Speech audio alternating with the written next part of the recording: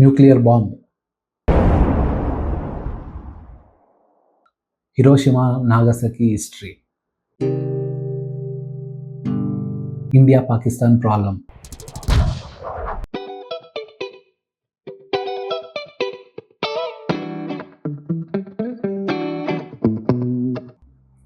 ನಮಸ್ಕಾರ, welcome to Infomeda YouTube channel. Nuclear bomb ಅಂತ ನೆನೆಸ್ಕೊಂಡ್ರೆ ಒಂಥರ ಭಯ ಅಲ್ವಾ? ಸೈನ್ಸ್ ಫಿಕ್ಷನ್ ಮೂವಿಲಿ ನೋಡಿದ್ವಿ, ಆದರೆ ಇದು ರಿಯಲ್ ಆಗಿರೋ ಕತೆ.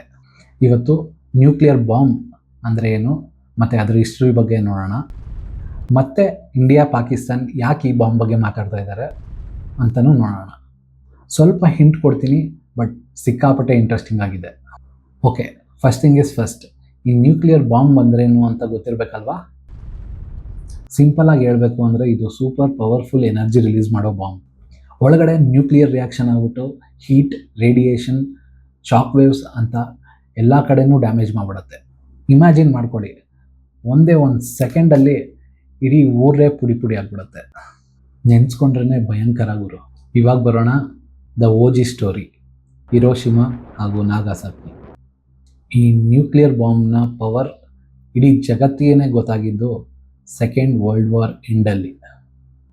1945 ಆಗಸ್ಟ್ 6ನೇ ತಾರೀಕು. ಅವತ್ತು ಅಮೇರಿಕಾದವರು ಜಪಾನ್ನ ಹಿರೋಶಿಮಾ ಮೇಲೆ ಲಿಟಲ್ ಬಾಯ್ ಎಂಬ ನ್ಯೂಕ್ಲಿಯರ್ ಬಾಂಬ್ನ ಹಾಕಿದ್ರು. ಥಿಂಕ್ ಅಬೌಟ್ ಇಟ್, ಇಡೀ ಜಗತ್ತೇ ಯುದ್ಧದಲ್ಲಿತ್ತು, ಆದರೆ ಆ ಒಂದು ಬಾಂಬ್ ಎಲ್ಲನೂ change ಮಾಡಿಬಿಡ್ತು.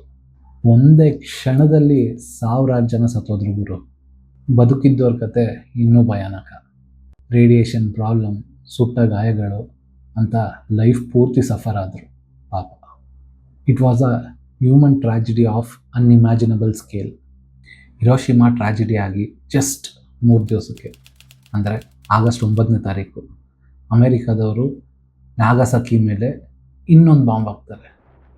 Can you believe it? ಒಂದ್ರ ಮೇಲೊಂದು bomb. The destruction was immense. Hiroshima ಹಾಗೂ ನಾಗಸಾಕಿ ಮೇಲೆ ಬಾಂಬ್ ಹಾಕಿದ್ದು ಮನುಷ್ಯನ ಹಿಸ್ಟ್ರಿಯಲ್ಲೇ ಒಂಥರ ಕಪ್ಪು ಚುಕ್ಕೆ.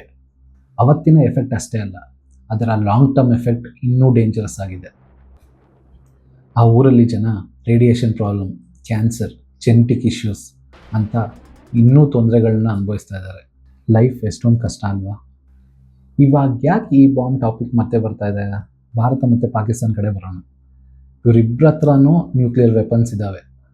ರೀಸೆಂಟ್ ಟೈಮ್ಸಲ್ಲಿ ಏನಾದ್ರು ಗಲಾಟೆ ಆದರೆ ಸಾಕು, ಈ ಬಾಂಬ್ ವಿಚಾರ ಮತ್ತೆ ಬಂದ್ಬಿಡುತ್ತೆ. ಕಾಶ್ಮೀರ ಪ್ರಾಬ್ಲಮ್ ಇರ್ಬೋದು, ಇಲ್ಲ ಬಾರ್ಡರ್ ಇಶ್ಯೂಸ್ ಆಗಿರ್ಬೋದು.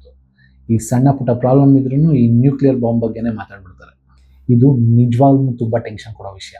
ಸಣ್ಣ ಮಿಸ್ಟೇಕ್ ಆದ್ರೂ ಇಲ್ಲ ಮಿಸ್ಅಂಡರ್ಸ್ಟ್ಯಾಂಡಿಂಗ್ ಆದ್ರೂ ನ್ಯೂಕ್ಲಿಯರ್ ವಾರ್ ಆಗೋ ಚಾನ್ಸಸ್ ತುಂಬಾ ಇದೆ. ಇದು ನಮಗಷ್ಟೇ ಅಲ್ಲ, ಅಕ್ಕಪಕ್ಕದಲ್ಲಿರೋ ದೇಶಕ್ಕೂ ಡೇಂಜರ್.